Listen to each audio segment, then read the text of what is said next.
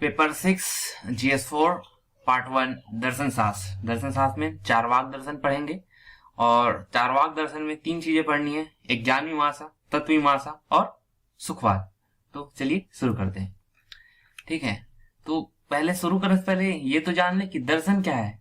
दर्शन मतलब होता है लव ऑफ विजडम, यानी ज्ञान के प्रति प्रेम या अनुराग। ठीक है, जो काम पहले दर्शन का था वही चीजें आज साइंस कर रहा है, क्योंकि आज हमारे पास लैब है, ऑब्जर्वेशन हम कर सकते हैं और उसे चेक कर सकते हैं। ठीक है, तो दर्शन का काम क्या है? आदर्श सत्य खोज करना, आइडियल जो ट्रुथ है, अल्टीमेट रियलिटी है, उसकी खोज करना और इंक्वायरी करना, समस्या की जांच करना और उसे बढ़िया जो भी समाधान हो सकता है वो देना, आर्गुमेंट करना, तर्क करना, यही दर्शन का काम है। जैसे कि आज कोविड-19 जो है महामारी, कोरोना वायरस पूरे विश्व में फैली है, तो ये पूरे मेडिकल साइंस के लिए एक चुनौती है और इसके लिए रिसर्च करेंगे। जब आप ग्रेजुएशन करते हैं, उसके बाद पोस्ट ग्रेजुएशन करते हैं, उसके बाद आप पीएचडी करते हैं। पीएचडी का फुल फॉर्म क्या होता है? डॉक्टर ऑफ फिलॉसफी, मतलब संगतता की जांच करना और उससे बढ़िया जो भी अल्टरनेटिव वेज हैं, थ्योरीज हैं, उसकी खोज करना। ठीक है, ताकि आसानी हो हमें। ठीक है, तो अब चारवाक दर्शन में आते हैं। ठीक है, चारवाक शब्द का जो मीनिंग क्या होता है ये जानेंगे। दर्शन का मीनिंग समझ लिया, ज्ञान मीमांसा का मीनिंग जानेंगे, तत्व मीमांसा क्या होता है ये जानेंगे, फिर हम चारवाक दर्शन पे आएंगे। ठीक है, तो चारवाक मतलब क्या होता है? चबाना भी होता है। हम लोग बहुत खाते पीते रहते थे दिन भर, तो इसलिए उसको चारवाक नाम दे दिया। दूसरा है ज्यादा बात करते थे। ठीक है, ज्यादा बतियाना, खूब बतियाना, है ना, तो उसे भी चारवाक कहते हैं। ठीक है, चारवाक मीनिंग को तो समझ आ गया। ठीक है, अब है ज्ञान मीमांसा और तत्व मीमांसा, इसे समझते हैं। ज्ञान मीमांसा और तत्व मीमांसा क्या होता है? देखिए, मीमांसा का मतलब होता है, ये कहां गया? मीमांसा का मतलब होता है एनालिसिस करना, विश्लेषण करना। ठीक है, ज्ञान का मतलब आप समझते ही हैं, तो ज्ञान का विश्लेषण करना, है ना, ज्ञान का विश्लेषण करना ही ज्ञान मीमांसा है। अब विश्लेषण आप कैसे करेंगे? ऑब्जर्वेशन कैसे करेंगे? आप सोचना पड़ेगा ना। जैसे ज्ञान क्या है ना, मीमांसा में आप क्या करेंगे? क्या है ज्ञान? क्या होता है ज्ञान? क्या है? आता कहां से है? आता कहां से है मतलब इसका सोर्स क्या है? ज्ञान का सोर्स क्या है? ठीक है, ज्ञान क्या है? What is knowledge? आता कहां से है? क्या यह जन्मजात होता है, जन्म से ही हमारे अंदर होता है, या हम दुनिया से, समाज से, अपने आसपास के लोगों से सीखते हैं? ज्ञान बनता कैसे है? नॉलेज बनता कैसे? प्रोसेस क्या है इसका? इसका स्कोप क्या है? जब ये सब पढ़ेंगे तो कहेंगे यही ज्ञान मीमांसा है। जैसे एग्जांपल लेते हैं इसका। जैसे आपने कोई पत्थर लिया और उसे आसमान की ओर फेंका। ठीक है, फेंकने के बाद वो पत्थर नीचे गिरेगी। ठीक है, इसी चीज को आपने दूसरे देश में जाकर, अमेरिका में जाकर फेंका, वहां भी पत्थर नीचे गिर गई। फिर फ्रांस, अमेरिका, जापान, वहां भी फेंका, वो भी नीचे गिर गई। इसका मतलब निष्कर्ष क्या निकला कि हम कोई चीज पत्थर फेंकते हैं या कोई भी चीज वस्तु फेंकते हैं तो वो नीचे गिरती है। ठीक है, और इसे कोई फोर्स है वो खींचता है, जिसे ग्रेविटी कहते हैं हम। ठीक है, तो नॉलेज क्या हुआ, ज्ञान क्या निकला यहाँ कि ऊपर कोई भी चीज फेंकने से वो नीचे गिरती है। कहाँ? धरती पर। आसमान में फेंकेंगे तो नहीं गिरेगी वो। ठीक है, मान लो अंतरिक्ष, स्पेस में आप जाकर कोई चीज फेंकेंगे तो वहां वो नहीं गिरेगी, क्योंकि वहां ग्रेविटी नहीं है, धरती पर ही ग्रेविटी है। ठीक है, तो ज्ञान क्या हुआ कि हम कोई भी चीज अगर ऊपर फेंकेंगे तो वो नीचे गिरती है, यही ज्ञान हो गया। ठीक है, एक और एग्जांपल लेके मैं देखूं तो जैसे कोई इंसान है, उसका आपने ब्लड चेक किया और वो लाल रंग का था, फिर आपने किसी और का चेक किया, वो भी लाल रंग का, फिर आपने किसी चेक किया वो भी लाल रंग का है।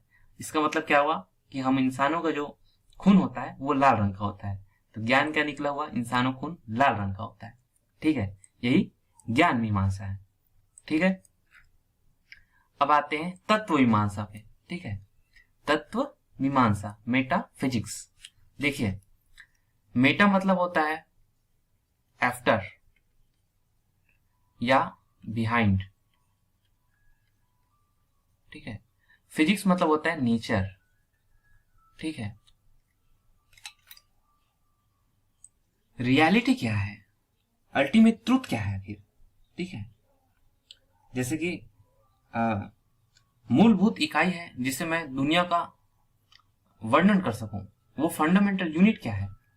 जैसे कि इसके और एग्जांपल के थ्रू देखिए, ये एक टेबल है। ठीक है, इसे किसने बनाया है, कारपेंटर ने बनाया है। ठीक है, बढ़ई ने बनाया है। ये किससे बना है, वुड से बना है। ठीक है, अब इसी को आप बड़े पैमाने पर सोचिए, ये दुनिया है, किसने बनाया है इसे, और किस चीज से बना है दुनिया, वो मैटर क्या है। जैसे कि फिजिक्स जो मानता है, अब ये भी रिसर्च जो चल रही थी, गॉड पार्टिकल बहुत ही न्यूज में था, तो वो फंडामेंटल यूनिट जो है गॉड पार्टिकल को मान रहे थे कि दुनिया की मूलभूत इकाई गॉड पार्टिकल है। और एंशिएंट और क्लासिकल फिजिक्स में जाएंगे तो न्यूटन है, आइंस्टीन है, डी ब्रॉगली है, ये सब अलग अलग तर्क दिए हैं कि दुनिया इससे बनी है। न्यूटन जैसे मानता है कि ये मशीन ईथर की कल्पना करता है। आइंस्टीन जो है space and time theory of relativity और डार्क मैटर्स। उसके बाद जॉन डाल्टन, जे थॉमसन, ये जो है परमाणुवाद, इलेक्ट्रॉन, फोटोन, न्यूट्रॉन, इन सबसे दुनिया की व्याख्या करने की कोशिश करेंगे। तो तत्वमीमांसा यही है कि जो फंडामेंटल यूनिट है वो क्या है, सत्ता की जो मूलभूत इकाई क्या है, यही तत्व मीमांसा है। तत्व की मीमांसा, किस चीज से बनी है दुनिया, ये देखना।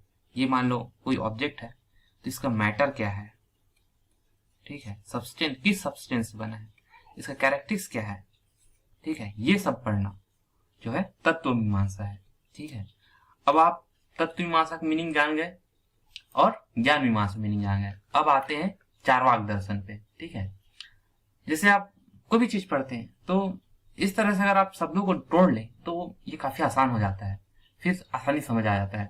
हमने दर्शन को पढ़ा, चारवाक का मीनिंग समझा, ज्ञान मीमांसा को समझा, तत्व मीमांसा को समझा। अब चारवाक दर्शन में ज्ञान मीमांसा क्या मतलब है और तत्व मीमांसा क्या मतलब है, ये पढ़ेंगे हम। ठीक है, अभी तक ये इंट्रोडक्शन था।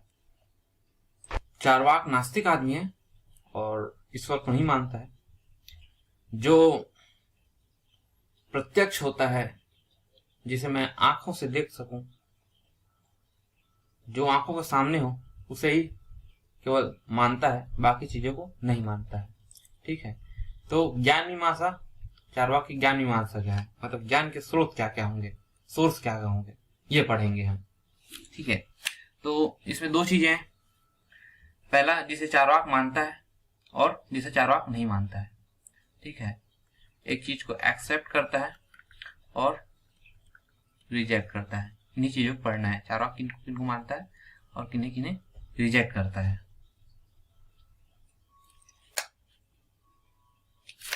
तो चारवाक केवल प्रत्यक्ष को मानता है।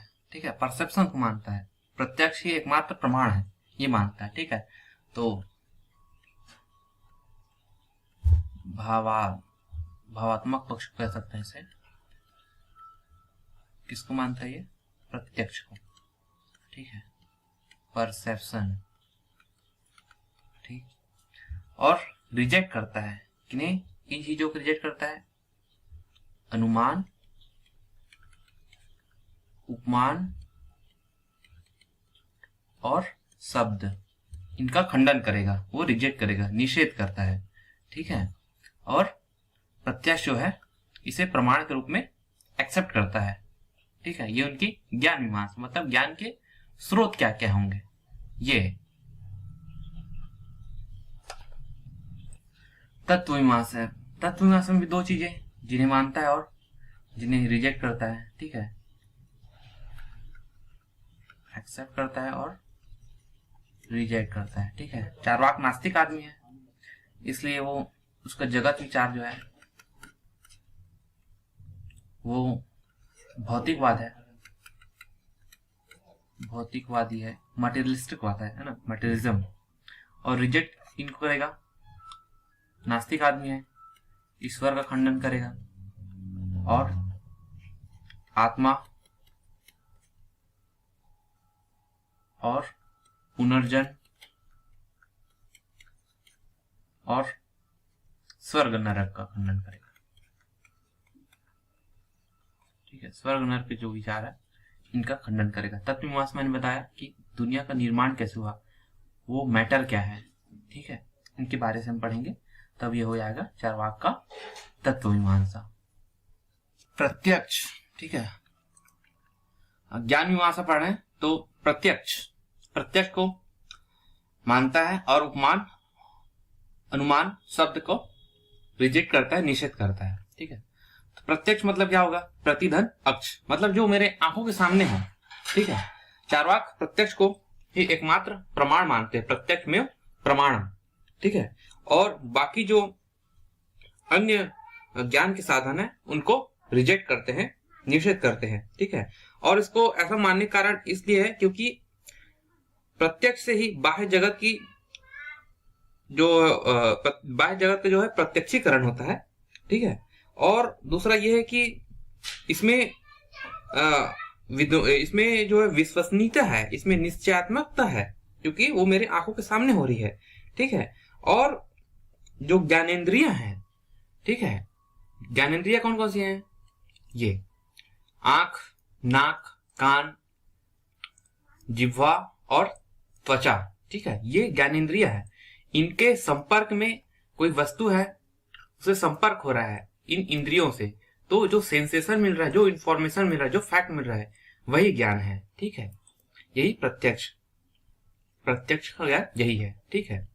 अब इसको एक्सेप्ट कर लिया, बाकी चीजों वो रिजेक्ट करेगा वो, क्योंकि अन्य जो ज्ञान के साधन है, अनुमान, उपमान और शब्द, इनमें विश्वसनीयता, निश्चयात्मकता नहीं है, ठीक है। इंद्रिय ज्ञान ही एकमात्र यथार्थ ज्ञान है, इसलिए। और इस मत के प्रतिपादन के लिए चार्वाक जो है इस सबका जो है अनुमान शब्द ये सबको खंडित करेंगे, ठीक है। कहते भी हैं चार्वाक का इसको एक लाइन में आप कह सकते हैं, इंद्रियार्थ सन्निकर्ष जन्यम ज्ञानम प्रत्यक्षम, मतलब जो इंद्रियों के संयोग से या सन्निकर्ष से जो ज्ञान है वही प्रत्यक्ष ज्ञान है, ठीक है। रिजेक्शन है अनुमान का, उपमान का और शब्द का। अब इसका खंडन कैसे करते हैं ये देखते हैं। अनुमान मतलब पूर्व का ज्ञान या पश्चात ज्ञान, ठीक है, मतलब पूर्व के ज्ञान के बाद का जो ज्ञान है जिस पर वो डिपेंडेंट है, ठीक है। जैसे जहां जहां धुआं है वहां वहां आग है, एक कॉमन सी बात फिलोसफी में है, जहां जहां धुआं है वहां वहां आग है, लेकिन ये जरूरी थोड़ी है, कई बार कोहरा भी तो हो सकता है, ठीक है। तो इसलिए अनुमान मतलब पूर्व के ज्ञान पर जो अवलंबित होता है वह ज्ञान यथार्थ ज्ञान नहीं हो सकता, इसलिए उसको रिजेक्ट कर देंगे, ठीक है। दूसरा है उपमान। उपमान भी वही है जो दूसरे पर डिपेंडेंट, क्योंकि प्रत्यक्ष उपमान का नहीं होता, शब्द है, शब्द को प्रमाणिक नहीं मान सकते क्योंकि दिखाई नहीं देता, ठीक है, क्योंकि उसका प्रत्यक्ष नहीं होता शब्द का, इसलिए उसको हम खंडित कर देंगे, ठीक है। इस तरह से तीनों को आप खंडित कर सकते हैं, जो कि वो चार्वाक का एक सीधा सा प्रिंसिपल है, वो सिर्फ प्रत्यक्ष को मानता है, जो आंखों के सामने हो, प्रतिधन प्रत्यक्ष है ना, बाकी को इसलिए नकारता है। तो इसी के रेफरेंस में लेके आप इन सब का जो है रिफ्यूटेशन कर सकते हैं, खंडन कर सकते हैं, ठीक है। ये हो गई ज्ञान मीमांसा। इसमें हमने क्या क्या पढ़ा, इसका भाव पक्ष पढ़ा। भाव पक्ष में हमने प्रत्यक्ष को एक्सेप्ट किया चार्वाक ने, और जो रिजेक्शन है, अनुमान है, उपमान है और शब्द है, इसको मैंने बहुत ही कम शब्द में, क्योंकि इसका रेफरेंस ही यही है, आप प्रत्यक्ष को मान रहे हैं तो इन सबको को आप रिजेक्ट ही करेंगे, ठीक है। और ऐसे भी अनुमान जो है वो कोई तार्किक सत्य नहीं है, ठीक है, वो रॉन्ग भी हो सकते हैं। और शब्द जो प्रमाण की बात है, तो शब्दों को विश्वसनीयता उसमें नहीं है, नहीं वो दृश्य है, ठीक है, तो इसलिए उसका खंडन करेंगे। और इसलिए वो वेदों का भी खंडन कर देंगे चार्वाक, क्योंकि वेद जो है शब्दों से लिखे गए हैं, गढ़े गए हैं, इसलिए वेदों का खंडन करते हैं, ठीक है। ये सब का खंडन हो जाए। अनुमान में आप एक और एग्जाम्पल दे सकते हैं, जैसे हजारों मनुष्यों को मरते हुए देखकर भी हम उसके आधार पर अन्य अज्ञात मनुष्यों की मरने का अनुमान नहीं लगा सकते कि मृत्यु कब होगी, क्योंकि मृत्यु अनिश्चित है। ठीक है, जैसे एक आदमी है हॉस्पिटल में, लेकिन आप कैसे अनुमान लगा सकते हैं कि कब मरेगा? एग्जैक्ट डेट बता सकते हैं क्या? शायद नहीं बता सकते आप। ठीक है, इतने सारे दुनिया में लोग हैं, क्या हम कब मरेंगे या कोई अनुमान के थ्रू बता सकता है क्या? नहीं बता सकते। ये मतलब पूर्णतः सत्य नहीं है। हो सकता है किसी के लिए सत्य भी हो जाए, लेकिन पूर्ण रूप से सत्य नहीं हो सकता। जैसे बहुत बादल घटा छाई हुई है, तो क्या बारिश होगी? 100% श्योर है? ये लाइकली टू भी हो सकता है, मतलब पानी गिरने की संभावना हो सकती है, आप इतना बोलेंगे। संभावना ही तो अनुमान है, लेकिन एकदम श्योर के साथ अपनी बोल सकते हैं कि होगी ही। ठीक है, शब्द का खंडन करते हैं। क्यों?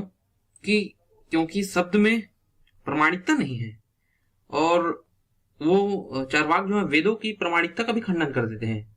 वेद असत्य है, विरोधाभास उसमें विसंगतियां हैं, और पुनरुक्ति है। पुनरुक्ति मतलब रिपीटेशन ऑफ वर्ड, मतलब शब्दों का बारंबारता है। ठीक है, वर्ग को विशेष वर्ग के द्वारा अपने स्वार्थों की सिद्धि के लिए, अपनी आजीविका की पूर्ति के लिए किया गया है। इसलिए चार्वाक जो है शब्द को प्रमाण के रूप में स्वीकार नहीं करते। ठीक है, उपमान का भी खंडन कर देंगे। ठीक है, क्योंकि इसमें भी प्रमाणिकता नहीं है। ठीक है, प्रत्यक्ष को एकमात्र प्रमाण मानते हैं। ठीक है, इसलिए इन तीनों का खंडन हो जाएगा। ठीक है, उपमान, अनुमान और शब्द का। अब आएंगे हम तत्व मीमांसा। चार्वाक का जो तत्व मीमांसा है, उसमें जगत को भौतिकवादी है, तो जगत को एक्सेप्ट करता है दुनिया, और रिजेक्शन में है ईश्वर, आत्मा, पुनर्जन्म, स्वर्ग और नरक। क्योंकि नास्तिक आदमी है, ईश्वर को नेग्लेक्ट करेगा ही, और ईश्वर को नेग्लेक्ट कर देगा फिर आत्मा ही नहीं रहेगी, और आत्मा ही नहीं रहेगी तो पुनर्जन्म कहां से होगा, और पुनर्जन्म नहीं होगा तो स्वर्ग नर्क में सुख और दुख भोगने कौन जाएगा। तो चार्वाक अपने मेटाफिजिक्स में, तत्व मीमांसा में, जगत की सत्ता तो स्वीकार करते हैं, लेकिन अतीन्द्रिय सत्ता जो है, जो पारलौकिक सत्ता है, उनका निषेध कर देते हैं। पारलौकिक सत्ता कौन सी है? ये है ना, इनका निषेध करते हैं और जगत की सत्ता को मानते हैं। ठीक है, तो चार्वाक जगत को मानते हैं क्योंकि इसका प्रत्यक्ष होता है ना, जिसे हम आंख से देख सकते हैं, आंखों के सामने होता है।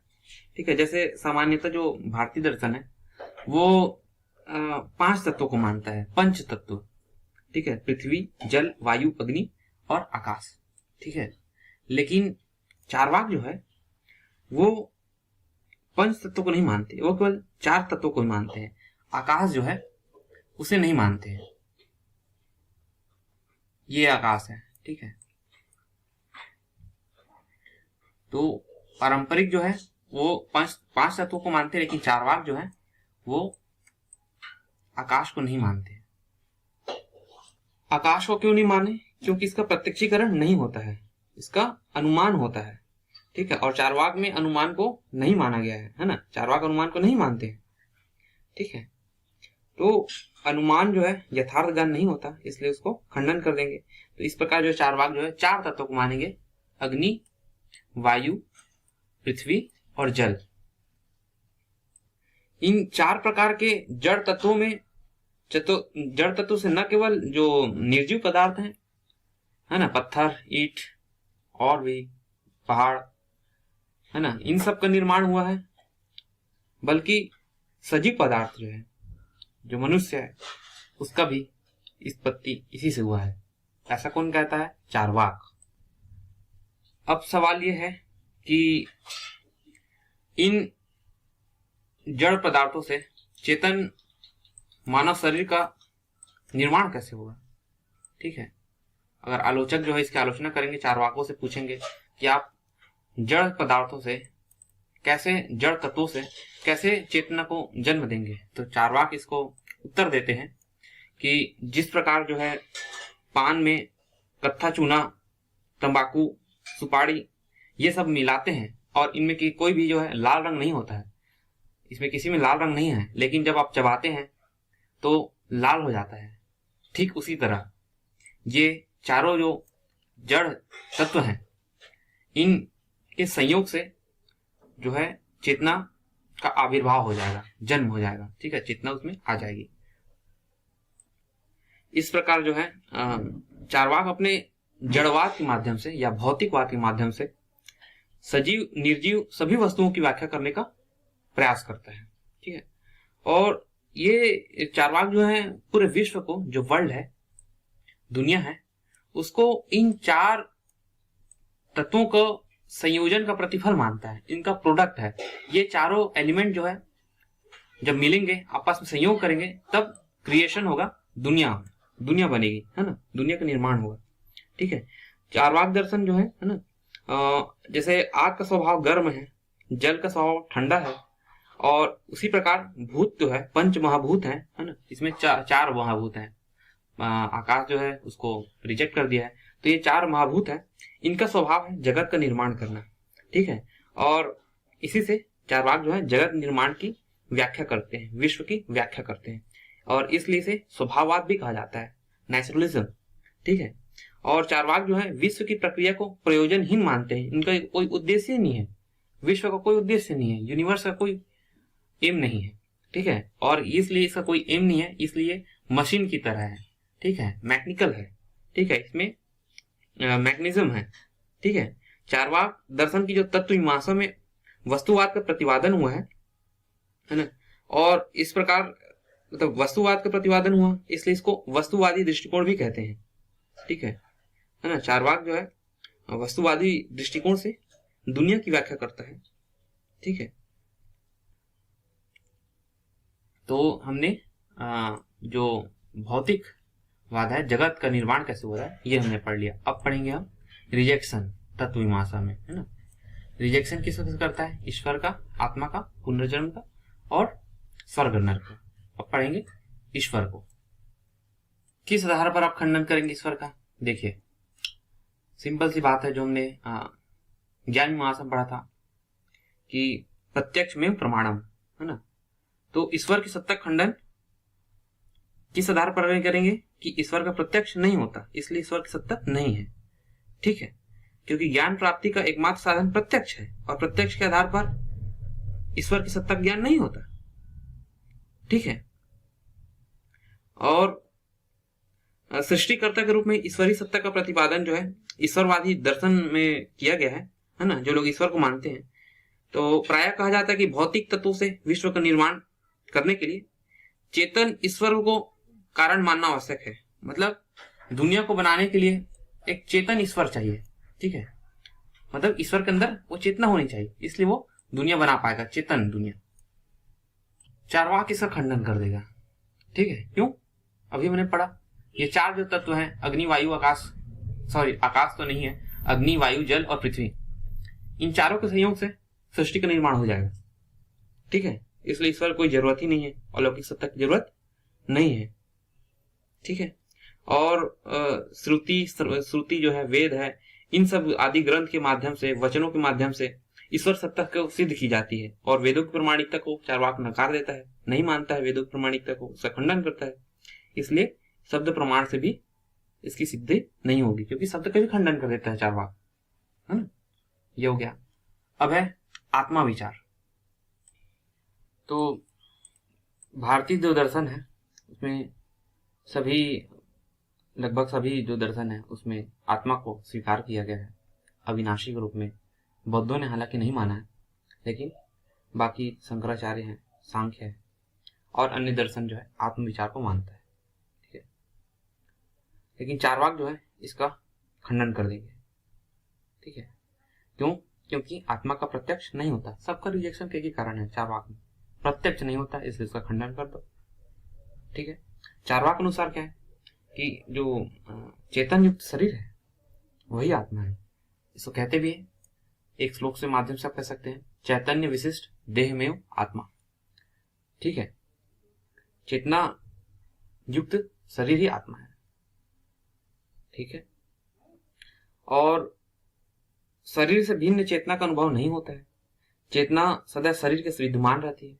शरीर नष्ट होने पर चेतना भी नष्ट हो जाती है, और आत्मा को शरीर से भिन्न नहीं माना जा सकता। चेतन शरीर ही आत्मा है और आत्मा और शरीर के मध्य भेद नहीं है। इसलिए चारवाक को के दो दर्शन में आत्म विचार है, इसको देहात्मवाद कहते हैं। ठीक है, जैसे हम कहते हैं वो पतला है, वो मोटा है, वो लंबा है, ये हम किसको बोल रहे हैं? शरीर के से बोल रहे हैं ना, क्या आत्मा को बोलते हैं? नहीं। ठीक है, और शरीर की मृत्यु के बाद चेतना समाप्त हो जाती है, कुछ भी शेष नहीं रह जाता, तो इसका खंडन हो जाएगा। ठीक है, और इतने लोग मरे हैं, किसी ने भी आत्मा को निकलते हुए देखा है क्या? नहीं देखा है। ठीक है, तो इससे भी खंडन कर देंगे। ठीक है, ये आत्मविचार उसका खंडन हो गया। ठीक है, अब पुनर्जन्म है, जब आत्मा ही नहीं रहेगी तो पुनर्जन्म क्यों होगा? आप ये बताइए, है ना? पुनर्जन्म क्यों होता है? कर्मों के फल परिणाम स्वरूप होता है ना। अब पुनर्जन्म के लिए आत्मा को होना जरूरी है। ठीक है, तो पुनर्जन्म खंडन हो जाएगा, जो है इसी जन्म में यही है, बाकी नहीं पता क्या हो। ठीक है, उसके बाद मृत्यु के बाद शरीर का कोई अस्तित्व नहीं। ठीक है,